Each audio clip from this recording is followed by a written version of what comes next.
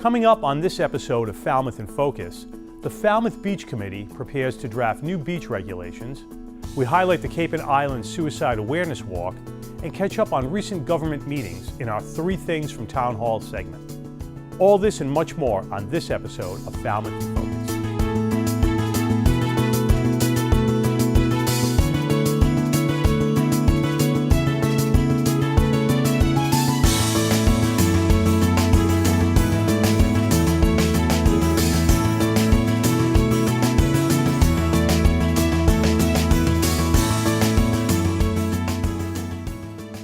Hello and welcome to Falmouth in Focus, FCTV's current affairs program. I'm your host, Michael Kasparian. We start this episode with the Falmouth Beach Committee, which recently held a meeting to gather public input as they prepare to draft new beach regulations.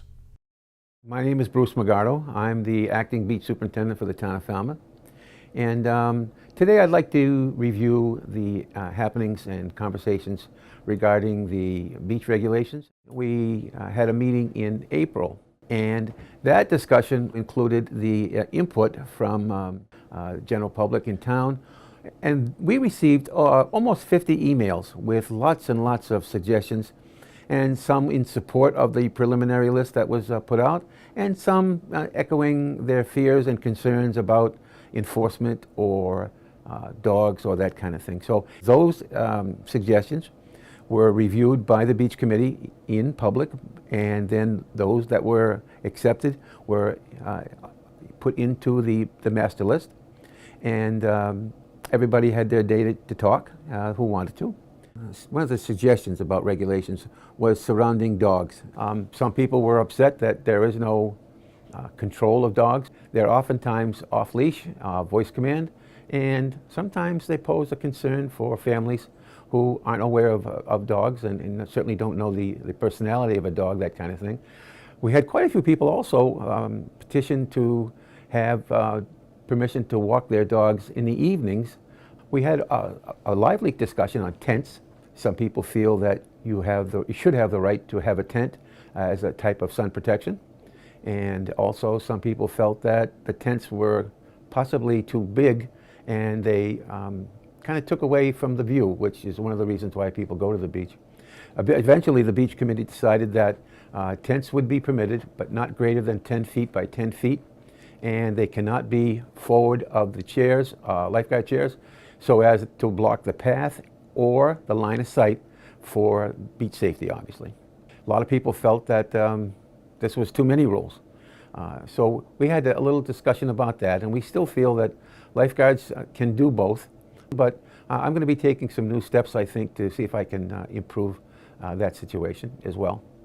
We did have quite a few people who said, you know what, your list is fantastic. It's a good balance of restrictions, things you can't do, but it also allows for freedom to be able to enjoy the beach. Say a family wants to toss a ball around, that sort of thing. So long as it's done safely, you know, I think we can really have the best of all worlds.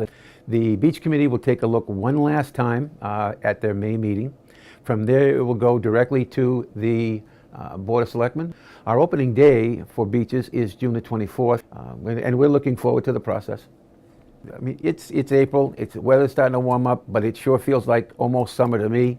And I get excited about this time of year because there's lots and lots of attention to nourishing beaches, grading beaches, picking up trash, tidying up from the winter, and getting ready for our local people and our visitors to enjoy the beach, because it's theirs. It's not mine. I sort of pretend it's mine, but it's really theirs, and I want to make it nice and pretty for everybody to enjoy. The Beach Committee will present their recommendations to the Board of Selectmen at a future date. Thanks to Andrew Richards for that coverage. Suicide is a leading cause of death in young people ages 14 to 25. Samaritans on Cape Cod and the Islands, the Cape and Island Suicide Prevention Coalition, and Sharing Kindness, Inc. work together to raise awareness of this growing problem on Cape Cod and recently held a suicide awareness walk at Eldridge Park in Orleans. My brother Jeremy died by suicide in October of 2016, and that's sort of how my family got into organizing this whole thing. This is the second annual Cape Cod and the Islands Suicide Awareness Walk. This year it was more of a locally organized event, and the proceeds will all be going to local nonprofits so that the work that the proceeds can contribute to will be focused locally. As a physician and as the mother of a 16-year-old who died by suicide, I can tell you that no one is immune from the epidemic of suicide. Openly, loudly, continually. And to do that, we need to be well informed. I think that the problem has always been big, and the fact that the event now is bigger means that more people are joining the conversation, which is the whole idea of this walk, that there's a stigma that prevents people from seeking help and from talking about these things. And that's not only people who are personally suffering from depression, but also people who have lost loved ones. And grief is a difficult emotion to work with, to live with. And so the fact that we have more people here means that more people are breaking down walls and having conversations. So I think that the problem has always been big, but our response is getting bigger. And that's a good thing. The people who are suffering need a safe place to be heard. The people who are suffering and have this grief and this loss or are struggling themselves need to know that they are loved, they are wanted, and they are heard, and they matter. And we have to be able to talk about it for people to know that. For more information about suicide prevention, visit capesamaritans.org. Thanks to Bob Fenstermaker and Lower Cape Television for that coverage. It's time now for 3 things from Town Hall, FCTV's condensed version of the takeaways from recent municipal meetings. Selections are chosen based on community impact. The Local Emergency Planning Committee met for its regular meeting on Thursday, April 26th. Up for discussion in this meeting was a conversation surrounding an overview of the Emergency Operations Center located at the Main Street Fire Rescue Station. The committee, led by Fire Chief Michael Small, talked about the function, leadership, and charges of the Emergency Operations Center. The Communications Subcommittee and Citizens Emergency Response Team Subcommittee also gave updates to the LEPC. Planning for weather-related events is really, it starts happening days out, so we're really prepared. It's always going to be that one that's the short notice, disaster that occurs that's going to test the steel of everyone here. I think that the town of Falmouth is very fortunate to have all the resources and talent, available to make this run. So when there is a major event, you can rest assured that it's being handled by some very competent personnel throughout the town to make things get back on track. The Senior Center Building Committee also held a public meeting to present the updated design plans for the new Senior Center, which will be located next to the Gus Canty Recreation Center. The architect of the project presented floor plans and exterior design plans to the public who attended. Feedback from the public was welcome, which surrounded input to the committee regarding roof location and direction for possible solar panel installation and different uses for the spaces proposed by the architect. Is there any thought or consideration of maybe moving the administrative offices upstairs to minimize the use that the elderly have to use the stairs or the elevator? Actually, on the first floor, the administrative space is actually not very large, but your key pieces that you need in that administrative space is the reception people, the administrative assistant, and my office. On the second floor is where we have some of our outreach services, our professional services, our health office, and some of our part-time transportation coordinator, all on the second floor. So we've kind of split it up. The town's personnel department recently held a training session for town employees involving education about sexual harassment and discrimination. The training was held in the Falmouth Library Herman Room, where town employees were able to ask questions and share their input on the subject matter at hand. Sexual harassment is a form of discrimination. It's a form of gender-based discrimination or sometimes sexual orientation-based discrimination. If you ever have a situation that you run into where, as Peter said, you're feeling that you're in an uncomfortable or inappropriate environment, or you're witnessing that and you're not sure what to do, obviously you should seek fact-specific guidance about that. And as Peter mentioned, there are a number of resources for that. Your department heads, HR, Peter. The most important thing is reach out to somebody, and the town will make sure you get to the appropriate person. To see the meetings in their entirety, check out Government Channel 15's program schedule at fctv.org. Right now, we're going to take a break, and when we come back, we'll check out how some local organizations and volunteers celebrated Earth Day here in Falmouth. Stay with us. Hi, my name is Dan Voris, and I'm a trustee at the Woods Hole Public Library. I wanted to tell you about a big event we have coming up in May. The library will hold its traditional annual plant sale on Saturday, May 12th from 9 to noon in front of the library at 581 Woods Hole Road. Locals will pull perennials from their own gardens or contribute seeds they have nurtured to donate to the sale. That means that the plants are usually hardy enough and adapted enough to Cape Cod that they should thrive. The plants typically range from $1 to $10, and it's a fundraiser, so the donation goes right to the library's annual budget. The library has been holding the plant sale as a fundraiser for more than 40 years. As Library Director Margaret McCormick says, it's a little piece of Woods Hole for your garden. More events, plus programs, the catalog of books, hours, and more can be found at woodsholepubliclibrary.org, on Facebook, or you can call the library at 508-548-8961. Thank you.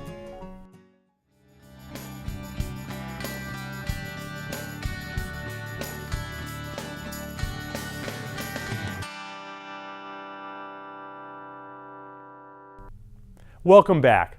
The Woods Hole Research Center and the 300 Committee Land Trust, along with community volunteers, commemorated Earth Day by doing their part to clean up Surf Drive Beach and the surrounding area. In addition to the cleanup, their goal was to raise awareness of the need to reduce plastic pollution within our environment. I'm Lucy Helfrich with the 300 Committee Land Trust, and we're collaborating today with the Woods Hole Research Center on an Earth Day cleanup project. We had a little program up at the auditorium at the Research Center, and now we've got 80 plus volunteers down here at Surf Drive Beach picking up trash in honor of Earth Day. And behind me we've got a lot of folks helping sort. We have all kinds of stuff here. We've got glass bottles, we have nips bottles, we have paper and plastic and junk and metal. So we're just hoping to help make this little tiny corner of the planet a little bit cleaner. We're hoping that there are people all over the world doing this like we are. I'm Taryn, and I'm part of Girl Scout Troop 62640, and we are helping this beach clean up so the ocean does not have a bunch of trash in it, and so fish are not eating gross trash, and we are not either, because if we eat fish and fish eat plastic, and plastic has pollution, it's disgusting. Thanks to Allison Leshin for that coverage. In this next piece, we take a look at Ballot Question 1 in the upcoming town-wide election. Proponents of this ballot question hope to build a multi-purpose artificial turf field, bleachers, and a press box at Falmouth High School. Ballot Question 1 asks Falmouth voters to approve a Proposition 2.5 debt exclusion override to fund a $3.1 million multi-purpose field complex to be constructed at Falmouth High School. This project's scope would include an artificial turf field, bleachers for 810 people, a press box with an ADA-compliant lift, concessions, restrooms, field lighting, and perimeter fencing. As reported by Falmouth Finance Committee member Nicholas Lowell at April Town Meeting, Question 1 would add 2.5 cents per $1,000 valuation on local properties, if funded by a temporary tax increase. For a home assessed at $400,000, this would prospectively result in an increase of approximately $10. A yes vote on Question 1 would approve funding for construction of the project. A no vote would not fund the project. According to information presented by school officials at town meeting, approval of the project would allow for a multi-purpose field complex to be constructed at Falmouth High School on a field adjacent to the current track, field, and basketball courts. This athletic complex would be utilized by the Falmouth High School football team, boys and girls soccer teams, the field hockey team, boys and girls lacrosse teams, and made available to local youth teams when not in use by the school district. At a past informational session held by the district, the multipurpose field complex construction would allow Falmouth High School's football team to be relocated from Gov Fuller Field to school grounds. This would then allow for a permanent baseball field to be established at Fuller Field. With the construction of the Falmouth Senior Center and the resulting loss of space next to the Gus Canty Rec Center, the Falmouth Recreation Department stated that they would then use the extra space on Fuller Field for a new accessible playground and for their own programs. The proposed artificial turf field will be comprised of synthetic grass with an infill of sand and EPDM infill. EPDM, also known as virgin rubber, is a material specifically made for turf fields and is one alternative from the chip tire material used in first-generation turf fields. School officials stated that part of their recommendation for EPDM was due to the material not having been exposed to road chemicals. A much debated point of the project has been the composition of the field. When seeking funding in the planning stages of the project at the Falmouth Town Meeting, held in November of 2017, town meeting members spoke in favor of moving the field to Falmouth High School, but some initially questioned the design plan, which specifically called for an artificial turf field. The ultimate approval of the design funds required the school district to investigate options for a grass field in addition to an artificial turf field. The committee ultimately recommended an artificial turf field over a grass field, citing at town meeting that it would have a threefold increase in usage and durability, lower maintenance costs, lower overall costs, and safety benefits to athletes. Falmouth townwide elections will be held on Tuesday, May 15th. Be sure to tune to FCTV Public Channel 13 for live local election coverage beginning at 7 o'clock p.m. or watch it online at www.fctv.org. We now move to this episode's calendar segment, where we have a number of events to highlight.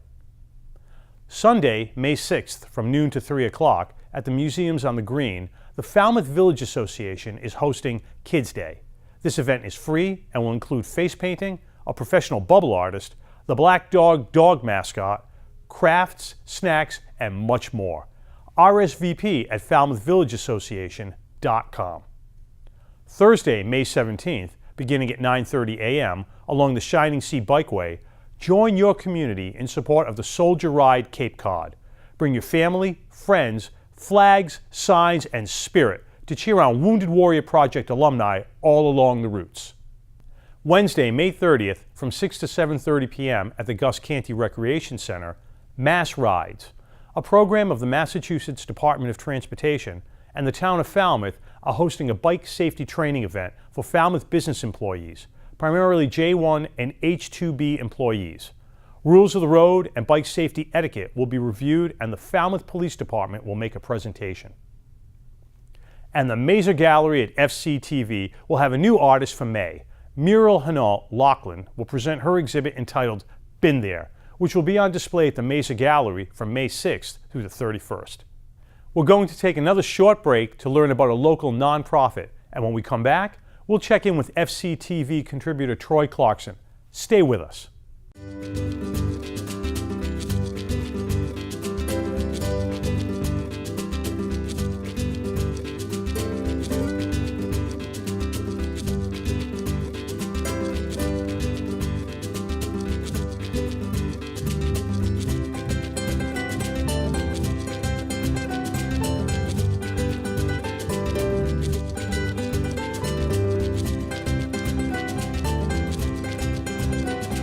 These are my heirloom varieties. Actually, I only grow heirloom. Probably 8 to 10 different varieties that I grow, and I specifically choose for flavor.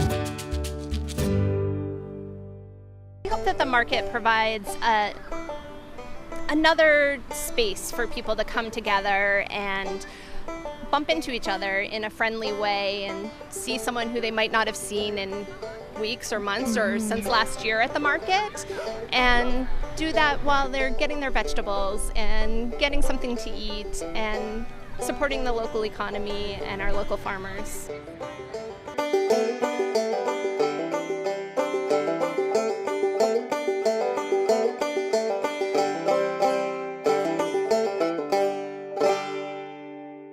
Welcome back. In this segment, Troy Clarkson takes a look at the Compassionate Care ALS Education and Retreat Center under construction here in Falmouth. Here's Troy's take. More than 20 years ago, Ron Hoffman had a chance meeting with Falmouth businessman Gordon Heald. Not too long thereafter, Gordon was diagnosed with ALS, and their lives became intertwined. The result many years, 20 years later, is a nonprofit that's helped thousands of families cope with the emotional, spiritual, and physical impacts of ALS. And now, here in this beautiful, tranquil spot in West Falmouth, is the Compassionate Care ALS Education and Retreat Center. I had the opportunity to tour this amazing facility with Ron. Let's hear this great story. So Ron and I are here inside this sanctuary, this oasis that's under construction, and this will be the Education and Retreat Center, Ron, for Compassionate Care ALS. Yes, indeed. So really a dream fulfilled for you, but for many families as well. Tell us about how special this place is to you. Well, it started, 18 years ago, right? Right around after Gordon passed away, Gordon healed. And when we had two families actually came and stayed at their guest house. And I remember seeing the joy that it brought to them. You know, living with ALS and coming to a place that was near the water and they could breathe. So that's where the seeds were planted. And for years I have dreamt of doing this, and this is the third incarnation, and this time it actually happened. So it's real, it's reality. You know, we found a place almost 3.5 years ago, and we will be completed August, September. Quite frankly, I'm not attached to when it's going to be finished because I was hoping it would be done by now, but I'm real comfortable whenever it's done, but I would say September. And we've had many, many people show up for this in a very, very large way. So let's take a look around. Sure. Yeah, so this is our entryway. You walk right through here. To the left, there's a barrier-free bathroom, our kitchen, a secondary kitchen, accessible bedroom down at the end of the hall. You walk a little further this way, and you've got our library, which is going to be pretty extraordinary. Behind us to the right is our office. We go, if you went upstairs, there's 3 bedrooms and 3 bathrooms upstairs for caregivers, for anyone who can navigate our steps. Coming this way is our great hall, our gathering room, which has accessibility from the backside of the building here. So this will all be ramped. We're filming from inside an accessible bedroom in the main house. There'll be a ramp coming through here all the way up to enter into the great room. There'll be a ramp on the carriage house here, the building behind me, where there's 2 downstairs accessible apartments for people navigating and living life in electric wheelchairs. Upstairs, there's an additional 3 bedrooms for caregivers or visitors or overflow from downstairs, along with a lovely sitting room. So behind me is our guest house. There'll be, my office will be headquartered there. There'll also be a consult room, full bathroom, kitchen, living area, master bedroom, 2 large bathrooms. Downstairs is 3/4 finished. Downstairs there'll be an infrared sauna, space for yoga, for stretching, for Pilates, for caregivers visiting. Could be an extraordinary place. Meeting area as well. So there's lots of places here where you can sit, and if you want to be quiet, that's what it's for. So it's very much a sanctuary. It's very much an oasis. So this incredible effort has been a community effort from its very early days, when Ron had this concept 2 decades ago. And now here we stand with this amazing healing facility almost done.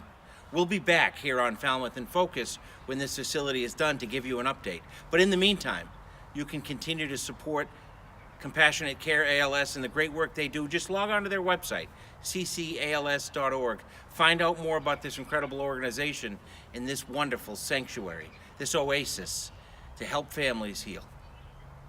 I'm Falmouth Enterprise columnist Troy Clarkson. And that's my take. Back to you. Thank you, Troy, for that piece. Here at FCTV, we want you to know that television can be as easy as hitting record on your smartphone. We'd like to invite all Falmouth residents and visitors to share their slice of life with us.